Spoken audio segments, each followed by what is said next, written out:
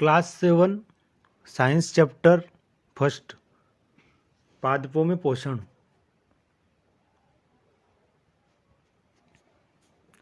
कक्षा 6 में आप पढ़ चुके होंगे कि सभी जीवों के लिए भोजन आवश्यक है। आप सभी यह भी पढ़ चुके हैं कि कार्बोहाइड्रेट, प्रोटीन, वसा, विटामिन, खनिज भोजन के घटक हैं। भोजन के ये घटक हमारे शरीर के लिए आवश्यक होते हैं, इन्हें पोषक कहते हैं। तो जो घटक अपने शरीर के लिए आवश्यक होते हैं उन्हें अपन क्या बोलते हैं? पोषक बोलते हैं। हम सभी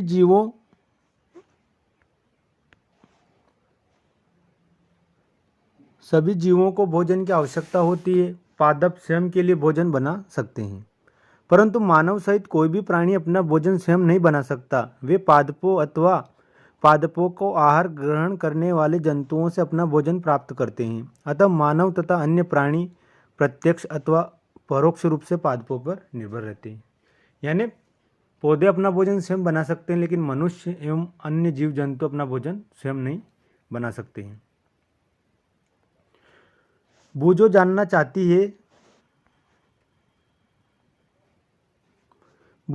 चाहती है कि पादप अपना भोजन किस प्रकार बनाती है।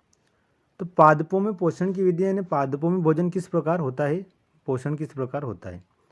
केवल पादप ही ऐसे जीव हैं जो जल, कार्बन डाइऑक्साइड एवं खनिज की सहायता से अपना भोजन बना सकते हैं। ये सभी पदार्थ उनके परिवेश में उपलब्ध होते हैं। पोषक पदार्थ सजीवों की शारीरिक संरचना, वृद्धि तथा क्षतिग्रस्त भागों के रखरखाव के लिए समर्थ बनाते हैं तथा विभिन्न जैव प्रक्रमों के लिए आवश्यक ऊर्जा भी प्रदान करते हैं। सजीवों द्वारा भोजन ग्रहण करने और इसके उपयोग की विधि को पोषण कहते हैं। तो पोषण किसे कहते हैं? सजीवों द्वारा भोजन ग्रहण करने एवं उसके उपयोग की विधि को पोषण कहते हैं। पोषण की वह विधि जिसमें जीव अपना भोजन स्वयं संश्लेषित कर लेता है स्वपोषण कहलाता है। यानी भोजन स्वयं बना लेता है, उसे स्वपोषण विधि कहते हैं।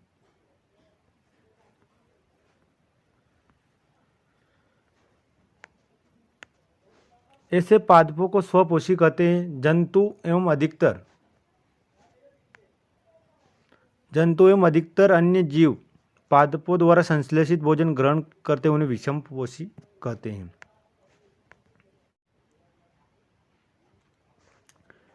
विषमपोषी किसे कहते हैं? जो अपना भोजन बनाते नहीं और दूसरों पर निर्भर रहते उन्हें विषमपोषी कहते हैं। पहेली जानना चाहती है कि पादपों की तरह हमारे शरीर में कार्बन डाइऑक्साइड, जल एवं खनिज तथा भोजन स्वयं क्यों नहीं बना सकता।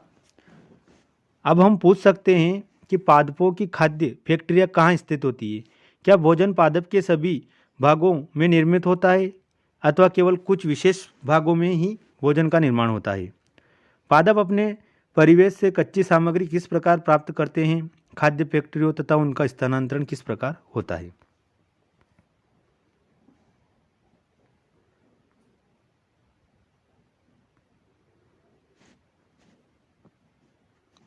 प्रकाश संश्लेषण पादपों में खाद्य संश्लेषण का प्रक्रम।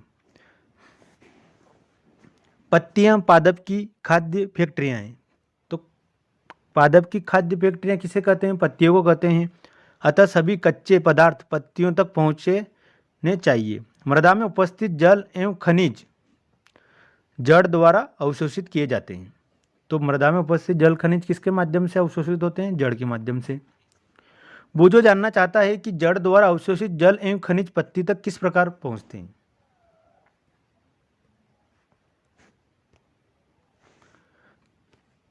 तथा तने के माध्यम से पत्तियों तक पहुंचे जाते हैं। पत्तियों की सतह पर उपस्थित सूक्ष्म रंध्रों द्वारा वायु में उपस्थित कार्बन डाइऑक्साइड प्रवेश करती है। तो ये खनिज पदार्थ जड़ के माध्यम से खाद्य पदार्थों को अवशोषित करते हैं और फिर तने के माध्यम से पत्तियों तक पहुंच जाते हैं और फिर छोटे छोटे रंध्र होते हैं जिनके माध्यम से वायु में उपस्थित कार्बन डाइऑक्साइड इन पत्तियों में प्रवेश करती है। अब अपन देखते हैं कोशिका की संरचना। कोशिका किस प्रकार होती है? ये कोशिका की संरचना आपने देखा होगा कि इमारतें ईंटों से बनी होती है। इस प्रकार सजीवों का शरीर सूक्ष्म इकाइयों से बना होता है जिसे कोशिका कहते हैं। कोशिका किसे कहते हैं? तो शरीर का निर्माण छोटी छोटी इकाइयों से मिलकर बना होता है। इन छोटी छोटी सूक्ष्म इकाइयों को कोशिका कहते हैं। कोशिकाओं को सूक्ष्मदर्शी द्वारा देखा जा सकता है। कुछ जीव मात्र एक कोशिका से बने होते हैं। कोशिका की एक पतली बाह्य संरचना द्वारा घिरी होती है जिसे कोशिका की झिल्ली कहते हैं। तो ये पतली बाह्य संरचना, ये इसे अपन कोशिका झिल्ली कहते हैं। कोशिका एक पतली बाह्य संरचना द्वारा घिरी होती है जिसे कोशिका झिल्ली कहते हैं। इसमें केंद्र में स्थित एक सुस्पष्ट संरचना होती है जिसे केंद्रक कहते हैं। तो केंद्रक कहाँ पर है? ये बीच में। केंद्रक के चारों ओर जेली के समान एक पदार्थ से घिरा होता है जिसे कोशिका द्रव्य कहते हैं।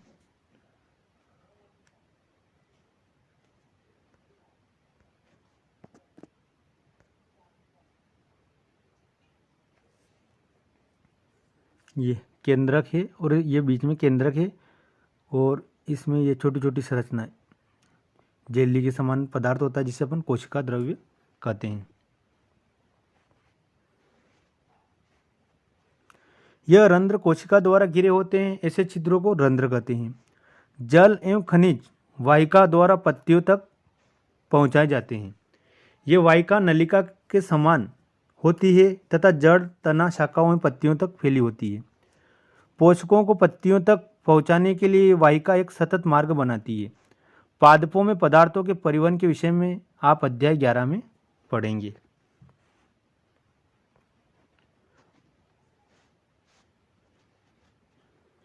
पत्तियों में एक हरा वर्णक होता है। पहेली जानना चाहती है कि पत्तियों में ऐसी क्या विशेषता है कि वे खाद्य पदार्थों का संश्लेषण कर सकती है परंतु पादप के दूसरे भाग नहीं। तो पत्तियों में एक हरा वर्णक होता है जिसे क्लोरोफिल कहते हैं। क्लोरोफिल सूर्य के प्रकाश की ऊर्जा का संग्रहण करने में पत्तियों की सहायता करता है और इस ऊर्जा का उपयोग जल एवं कार्बन डाइऑक्साइड एवं खाद्य संश्लेषण में होता है। क्योंकि खाद्य संश्लेषण सूर्य के प्रकाश की उपस्थिति में होता है इसलिए इसे प्रकाश संश्लेषण कहते हैं। अतः हमने देखा कि क्लोरोफिल सूर्य का प्रकाश कार्बन डाइऑक्साइड एवं जल प्रकाश संश्लेषण के लिए आवश्यक है। इस पृथ्वी पर यह एक अद्वितीय प्रक्रम है कि पत्तियों द्वारा सौर ऊर्जा संग्रहित की जाती है तथा पादप में खाद्य के रूप में संचित हो जाती है। अतः सभी जीवों के लिए सूर्य ऊर्जा का चरम स्रोत है। क्या आप कल्पना कर सकते हैं कि प्रकाश संश्लेषण नहीं होगा तो क्या होगा?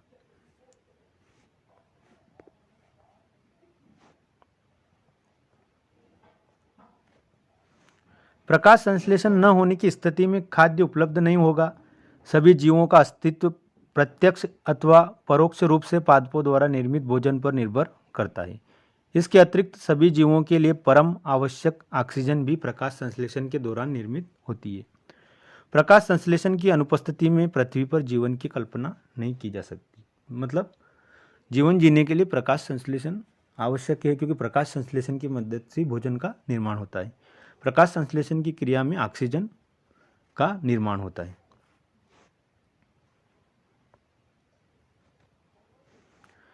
प्रकाश संश्लेषण के दौरान पत्ती की क्लोरोफिल युक्त कोशिकाएं चित्र 1.2 में है।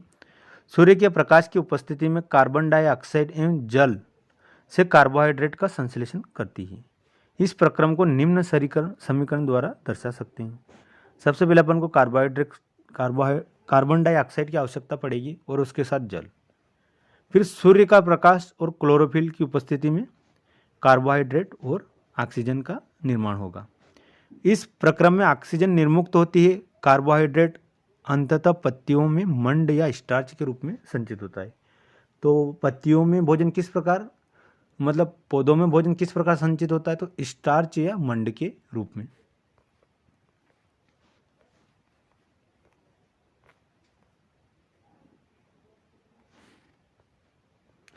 पत्ती में स्टार्च की उपस्थिति में प्रकाश संश्लेषण का प्रक्रम संपन्न होना दर्शाता है। स्टार्च भी एक प्रकार का कार्बोहाइड्रेट है। तो स्टार्च क्या है? एक प्रकार का कार्बोहाइड्रेट है।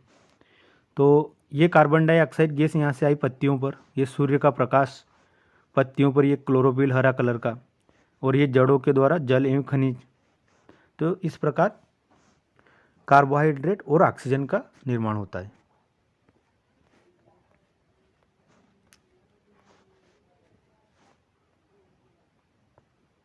ये पत्तियों के भागों को दर्शाया गया है। ये पत्ती है, ये पत्ती, और पत्ती में पत्ती की काटी, ये छोटे छोटे रंध्र, ये क्लोरोफिल हरे कलर का, द्वार कोशिकाएं, ये द्वार कोशिकाएं, रंध्री द्वार ये अंदर वाला।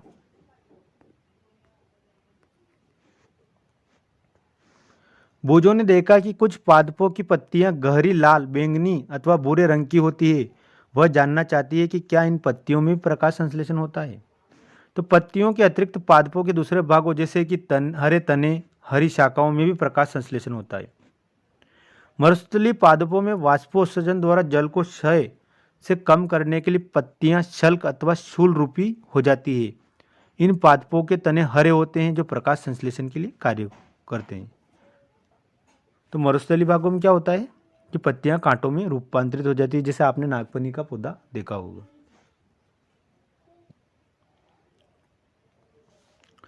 एक ही प्रकार के पादपों को दो गमले में लीजिए।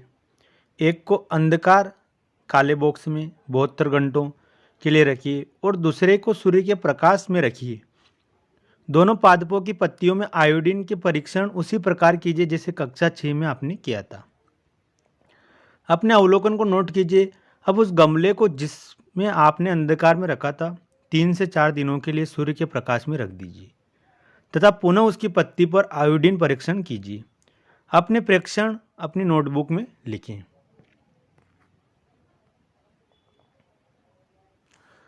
हरी पत्तियों के अतिरिक्त अन्य वर्ण रंग की पत्तियां भी क्लोरोफिल होता है। हरी पत्तियों के अतिरिक्त अन्य रंग की पत्तियों में भी क्लोरोफिल होता है, परंतु इन पत्तियों में उपस्थित लाल, भूरे अथवा अन्य वर्णक क्लोरोफिल के हरे रंग का प्रच्छादन करते हैं अर्थात ढक लेते हैं। अतः इन पत्तियों में प्रकाश संश्लेषण होता है। तो प्रकाश संश्लेषण हरी पत्तियों के अलावा दूसरे भागों जैसे लाल, बैंगनी, भूरा कलर, इनमें भी प्रकाश संश्लेषण होता है। आपने गीली दीवारों पर तालाब अथवा ठहरे हुए जलाशय में हरे अवपंकी काई जैसे पादप देखे होंगे। ये सामान्यतः कुछ जीवों की वृद्धि के कारण बनते हैं जिन्हें अपन शैवाल कहते हैं।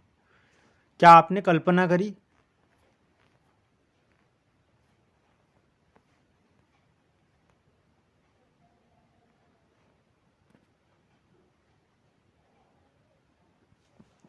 क्या आप कल्पना कर सकते हैं कि इनका रंग हरा क्यों होता है?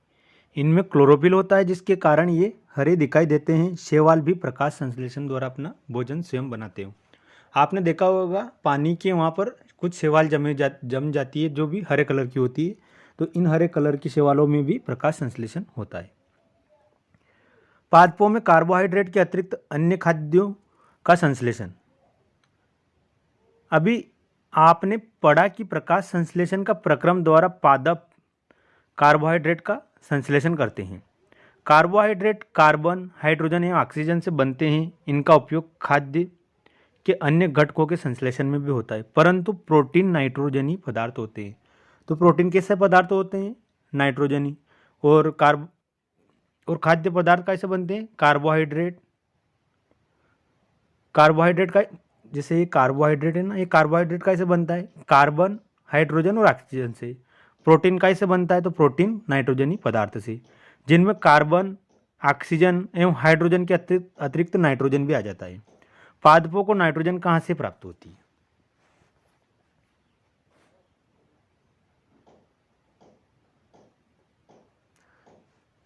याद कीजिए कि वायु में नाइट्रोजन गैसीय अवस्था में प्रचुर मात्रा में पाई जाती है, परंतु पादप इसका अवशोषण इसी रूप में नहीं कर सकते। यानी अपने वायुमंडल में 78% नाइट्रोजन है, फिर भी अपन पौधे इसका डायरेक्ट गैस के रूप में उपयोग नहीं कर सकते। पादप उसका अवशोषण नहीं कर सकते। मिट्टी में कुछ विशेष जीवाणु होते हैं जो गैसीय नाइट्रोजन को यौगिकों में परिवर्तित कर मृदा निर्मुक्त करते हैं। अतः विलेय पदार्थ पादपों द्वारा जल के साथ अवशोषित कर लिए जाते हैं। संभवतः आपने देखा होगा कि किसान अपने खेत में उर्वरक तथा खाद डालते हैं जिनमें नाइट्रोजनी पदार्थ की प्रचुर ता होती है। इस प्रकार अन्य संगठनों के साथ पादपों की नाइट्रोजन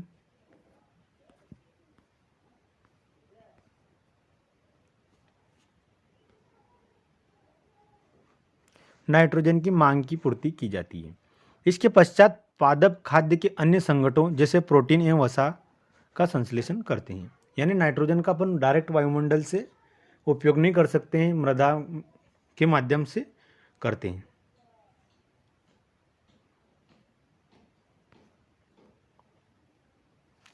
पादपों में पोषण की अन्य विधियां। कुछ पादप ऐसे भी होते हैं जिनमें क्लोरोफिल नहीं पाया जाता है। वे भोजन संश्लेषित नहीं कर सकते हैं। वे कैसे जीवित रहते हैं तथा वे पोषक किस प्रकार प्राप्त करते हैं। मनुष्य एवं अन्य प्राणियों की तरह ये पादप भी अपने पोषण के लिए अन्य पादपों द्वारा निर्मित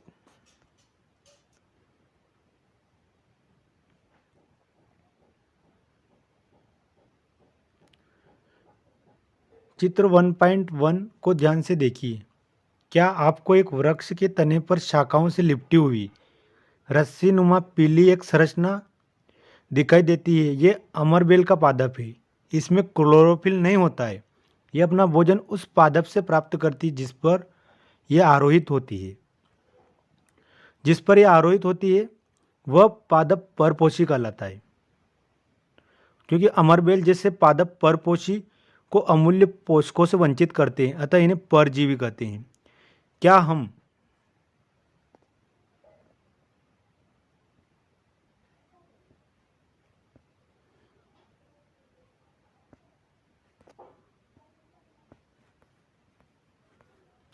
यह है अमरबेल का पौधा। यह अमरबेल पीले कलर की होती है और ये अपना भोजन स्वयं नहीं बनाती है। इसमें क्लोरोफिल नहीं होता है। ये जिस पौधे पर रहती है वहाँ से अपना भोजन ग्रहण करती है, इसलिए ये परजीवी है। अमरबेल कैसे ही परजीवी मतलब दूसरों पर आश्रित है, जिसे परजीवी कहते हैं। परपोषी मतलब ये जो पौधा है ना, जिस पर अमरबेल अपना भोजन के लिए निर्भर होती है, तो इस पौधे को अपन क्या बोलते हैं? परपोषी पादप। परपोषी मतलब दूसरों का पोषण करता है।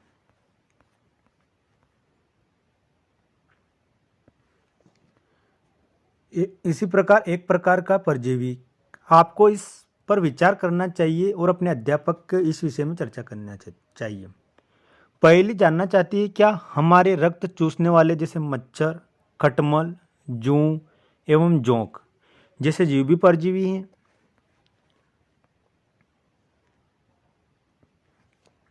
क्या आपने ऐसे पादपों को देखा अथवा उनके विषय में सुना है जो जंतुओं का भक्षण करते हैं?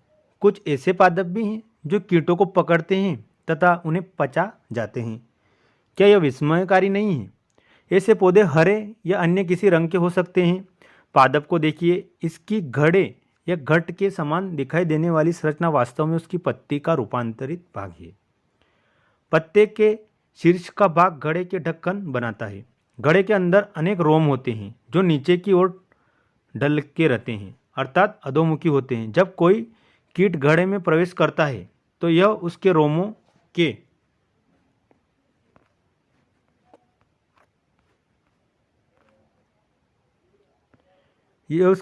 के बीच फंस जाता है। घड़े में उपस्थित पाचक रस द्वारा कीटों का पाचन होता है। कीटों का भक्षण करने वाले ऐसे पादप कीटभक्षी पादप कहलाते हैं। कीटभक्षी पादप के उदाहरण हैं वीनस फ्लाई ट्रैप। कौन सा? वीनस फ्लाई ट्रैप, सनड्यूक कीटभक्षी पादपों के अन्य उदाहरण हैं। इसके बारे में और अधिक जानकारी ये है घटपर्णी का पौधा, जिसे पिक्चर पादप बोलते हैं। और घड़े के ढक्कन के समान ये पौधा दिखाई दे रहा है। ये इसकी पत्ती एक घड़े के समान संरचना दिखाई दे रही है, घड़े के समान होती है। जैसे ही यहाँ पर वो जीव अंदर खाने के लिए आता है और इसमें फंस जाता है और इसके मुंह बंद हो जाते हैं। ये ढक्कन यहाँ से इस प्रकार मुंह बंद हो जाते हैं और इसमें एक पाचक रस होता है जिसके माध्यम से ये कीड़े पच जाते हैं।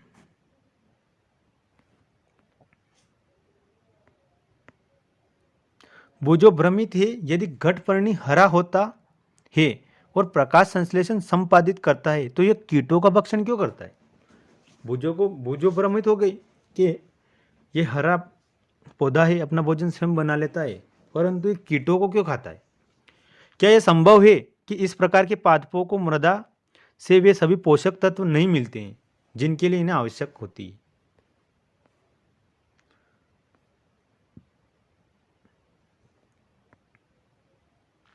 मृतजीवी। आपने बाजार में छत्रक मशरूम बिकते देखे होंगे।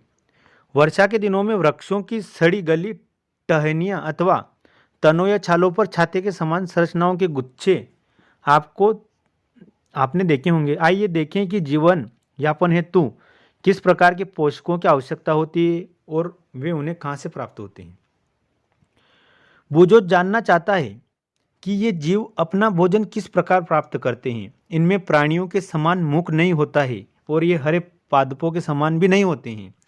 इनमें क्लोरोफिल भी अनुपस्थित होता है, अतः ये प्रकाश संश्लेषण द्वारा भोजन का संश्लेषण नहीं कर सकते। तो बूझो जानना चाहता है कि ये जीव अपना भोजन किस प्रकार प्राप्त करते हैं। इनमें प्राणियों के समान मुख भी नहीं होता है, ये हरे पादपों के समान भी नहीं दिखाई देते हैं, इनमें क्लोरोफिल भी अनुपस्थित होता है और ये प्रकाश संश्लेषण भी नहीं करते हैं, तो भोजन का निर्माण कैसे करते हैं?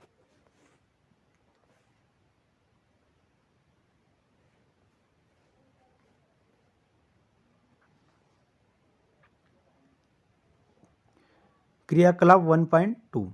ब्रेड डबल रोटी का एक टुकड़ा लेकर इसे जल में भिगो ले। इसमें नम एवं उष्ण स्थान पर 2 या 3 दिन के लिए रख दीजिए अथवा उस समय तक रखा रहने दीजिए जब तक कि उस पर रोएं जैसी संरचना यह दिखाई देने लगे। चित्र 1.8 में ये धब्बे किस रंग के हैं? किसी आवर्धक लेंस अथवा सूक्ष्मदर्शी की सहायता से देखिए।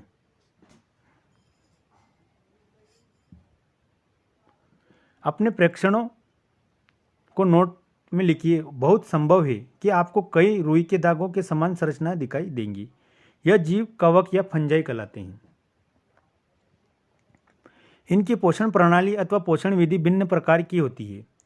ये मृत एवं विघटनकारी सड़ने वाली वस्तुओं एवं जैव पदार्थ की सतह पर पाचक रसों के स्त्राव करते हैं तथा उसे साधारण व विलेय के रूप में परिवर्तित कर देते हैं। तत्पश्चात इस विलयन का भोजन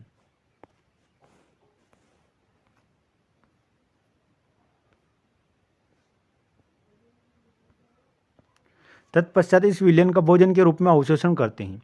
इस प्रकार की पोषण प्रणाली जिसमें जीव किसी मृत एवं विघटित जैविक पदार्थों से पोषक तत्व प्राप्त करते हैं, मृतोपजीवी पोषण कहलाता है। मृतजीवी पोषण प्रणाली का उपयोग करने वाले जीव मृतजीवी कहलाते हैं। तो मृतोपजीवी किसे बोलते हैं? तो इस प्रकार की पोषण प्रणाली जिसमें जीव किसी मृत या मरे हुए सड़े गले पदार्थ पर विघटित होकर जैविक पदार्थों से पोषक तत्व प्राप्त करते हैं, जिन्हें मृतजीवी पोषण कहते हैं। कवक फंजाई, कवक जिसे अपन फंजाई भी बोलते हैं, आचार, चमड़े, कपड़े एवं अन्य पदार्थों पर उगते हैं। इन स्थानों पर भी में उगते हैं जो नम एवं उष्ण हो। कवकों की वृद्धि के लिए वर्षा ऋतु सबसे अच्छी परिस्थितियां प्रदान करती है।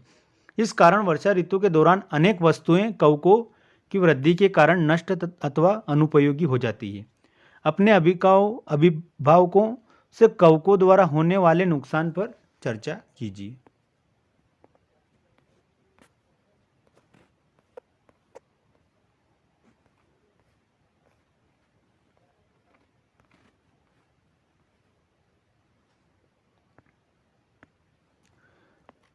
पहेली ने बताया कि यीस्ट एवं छत्रक जैसे अनेक कवक उपयोगी भी हैं, परंतु कुछ कवक पादपों एवं जंतुओं एवं मनुष्य में रोग भी उत्पन्न करते हैं। कुछ कवकों का उपयोग औषधि के रूप में भी होता है। कुछ जीव एक दूसरे के साथ रहते तथा अपना आवास एवं पोषक तत्व एक दूसरे के साथ बांटते हैं। इसे सहजीवी संबंध कहते हैं। तो सहजीवी संबंध क्या होता है कि कुछ जीव एक दूसरे के साथ रहते हैं और अपना आवास एवं पोषक तत्व एक दूसरों के साथ शेयर करते हैं। उदाहरण के लिए कुछ कवक वृक्षों की जड़ों में भी रहते हैं। वृक्ष कवक को पोषण प्रदान करते हैं, बदले में उन्हें जल एवं पोषक के अवशोषण में भी सहायता मिलती है। वृक्ष के लिए इस संबंध का विशेष महत्व है।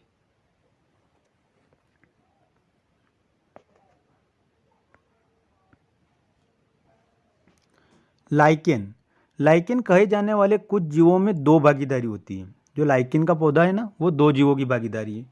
इनमें एक तो शैवाल होता है, तथा दूसरा कवक होता है। शैवाल में क्लोरोफिल की उपस्थिति होती है जबकि कवक में क्लोरोफिल नहीं होता है। कवक शैवाल को रहने का स्थान, आवास, जल एवं पोषक तत्व उपलब्ध कराता है। बदले में शैवाल प्रकाश संश्लेषण द्वारा संश्लेषित खाद्य कवक को देता है। तो कवक क्या करता है, शैवाल को रहने के लिए स्थान देता है, और शैवाल क्या करता है कि वो हरे कलर का होता है तो भोजन बनाता है जो कवक को देता है। तो इस प्रकार का संबंध लाइकेन के पौधे में देखा जाता है। इसे अपन सहजीवी संबंध कहते हैं।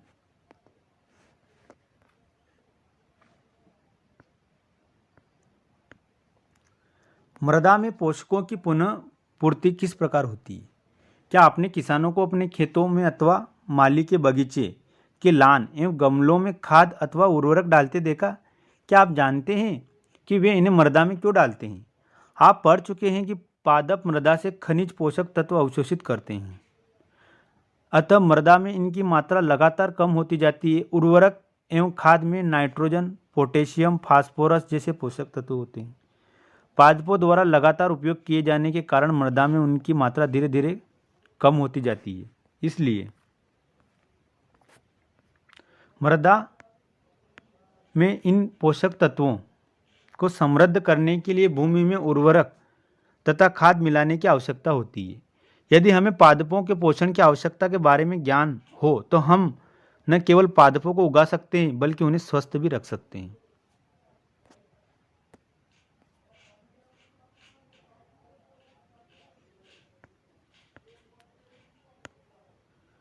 पादपों में प्रोटीन बनाने के लिए सामान्यतः नाइट्रोजन की अधिक आवश्यकता होती है। फसल कटाई के बाद मृदा में नाइट्रोजन की कमी हो जाती है। यद्यपि वायु में नाइट्रोजन गैस प्रचुर मात्रा में उपलब्ध है, परंतु पादप इसका उपयोग उस प्रकार करने में असमर्थ होते हैं जैसे कार्बन डाइऑक्साइड का उपयोग करते हैं। पौधे नाइट्रोजन को विलेय के रूप में अवशोषित कर सकते हैं।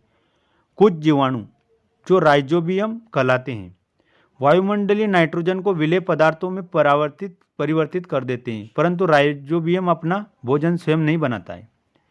ये चना, मटर, मूंग, सेम तथा अन्य फलीदार पादपों की जड़ों में रहता है। तो राइजोबियम जीवाणु नामक जीवाणु रहता है जो नाइट्रोजन का उपयोग करने में सहायता करता है।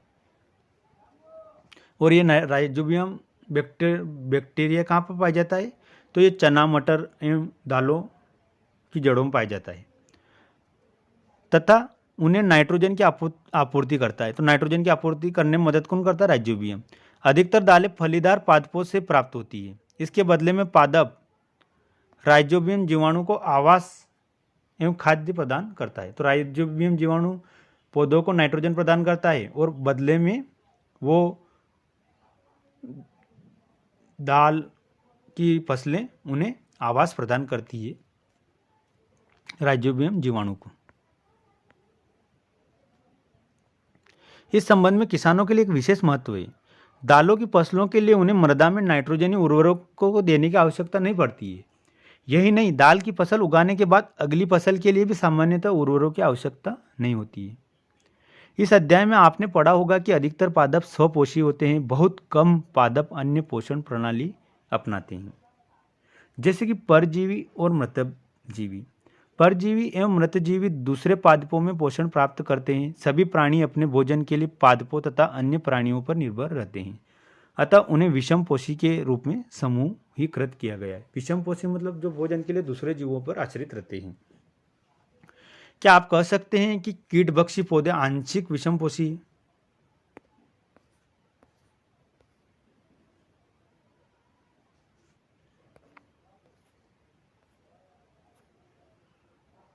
क्या सीखा आपने?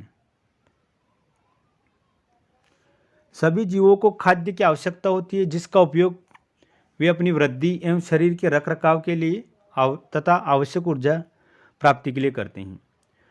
हरे पादप प्रकाश संश्लेषण प्रक्रम द्वारा अपना भोजन स्वयं संश्लेषित करते हैं, स्वयं बनाते हैं। हरे पादप कार्बन डाइऑक्साइड और जल एवं खनिज जैसे सरल रासायनिक पदार्थों का उपयोग करके खाद्य संश्लेषण के लिए करते हैं। प्रकाश संश्लेषण के लिए क्लोरोफिल एवं सूर्य का प्रकाश अनिवार्य रूप से आवश्यक है। कार्बोहाइड्रेट जैसे जटिल रासायनिक पदार्थों का प्रकाश संश्लेषण के उत्पाद है। प्रकाश संश्लेषण के प्रक्रम में क्लोरोफिल की सहायता से पत्तियों द्वारा सौर ऊर्जा का संचयन किया जाता है।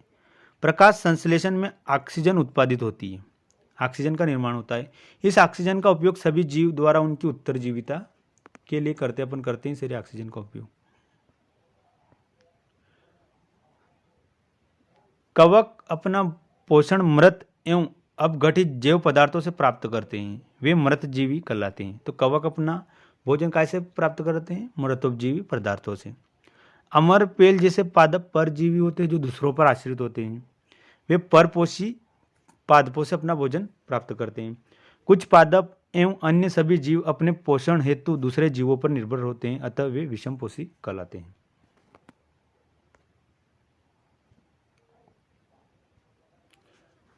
क्योंकि हर एक पादप अपना खाद्य स्वयं बनाते हैं इसलिए इन्हें स्वपोषी कहते हैं। स्वपोषी कहते हैं मतलब ये अपना भोजन स्वयं बनाते हैं इसलिए स्वपोषी कहते हैं। पादपों द्वारा संश्लेषित खाद्य का भंडारण मंड के रूप में होता है। काय के रूप में होता है? मंड के रूप में। प्रकाश संश्लेषण के प्रक्रम में जिस वर्णक द्वारा सौर ऊर्जा संग्रहित की जाती है उसे अपन क्लोरोफिल कहते हैं। प्रकाश संश्लेषण में पादप वायुमंडल से कार्बन डाइऑक्साइड लेते हैं और ऑक्सीजन का निर्माण करते हैं।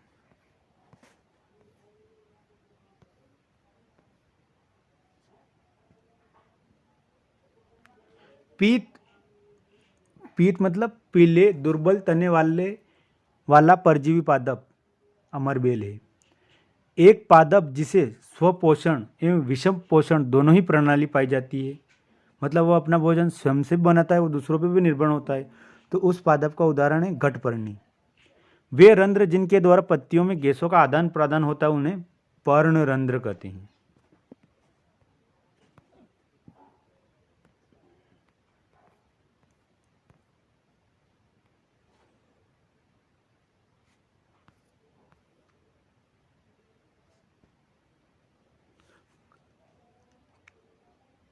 कीटभक्षी चलो क्लोरोफिल कहीं पाया जाता है? तो क्लोरोफिल पत्ती में पाया जाता है।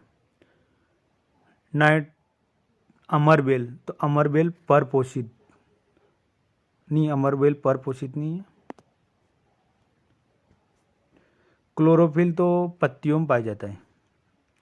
अमरबेल परजीवी। नाइट्रोजनी पदार्थ कीटभक्षी पौधा पिचर प्लांट, और नाइट्रोजनी जीवाणु वेक्टर, जंतु दूसरों पर आश्रित मतलब परपोषित।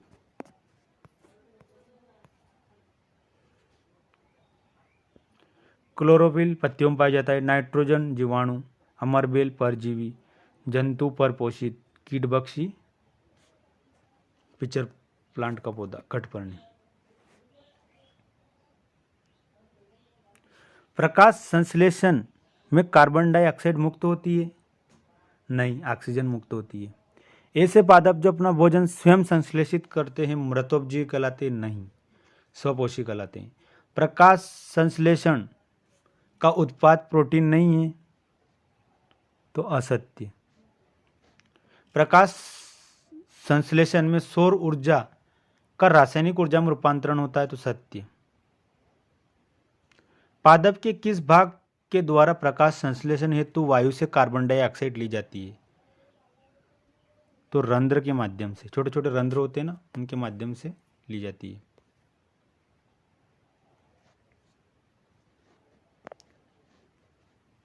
वायुमंडल के मुख्यतः जिस भाग के द्वारा पादप कार्बन डाइऑक्साइड प्राप्त करते हैं वह है, तो कार्बन डाइऑक्साइड वो पत्तियों के माध्यम से करते हैं।